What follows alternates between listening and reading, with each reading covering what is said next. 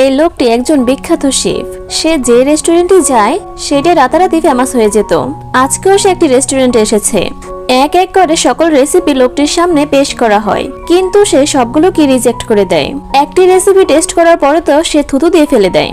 লোকটি অনেক দয়ালু ছিল, তাই সে তাদেরকে আরেকটি সুযোগ দেয়। এরপর রেস্টুরেন্টের ম্যানেজার নিজে কিচেনে যায় এবং সেখানে থাকা সবচেয়ে অলস মেয়েটিকে খাবার বানাতে বলে। সবাই মেয়েটিকে নিয়ে মজা করছিল, কারণ সে তো সালাদও ঠিক মতন বানাতে পারতো না। কিন্তু মেয়েটি সবাইকে ইগনোর করে এবং রিজেক্ট করা খাবারগুলোকে দেখতে থাকে। তার কাছে সময় খুব কম ছিল, কিন্তু মেয়েটি জানতো না যে সে যার জন্য খাবার বানাচ্ছিল কিছুদিন আগে ভুলক্রমে ওই লোকটির গাড়িতে সে স্কেচ করে দিয়েছিল। এরপর রেসিপি তৈরি হলে ম্যানেজার নিজে লোকটির সামনে সেই খাবারটি পেশ করে। ম্যানেজার ঢাকনা খুলতে লোকটি সতর্ক হয়ে যায়।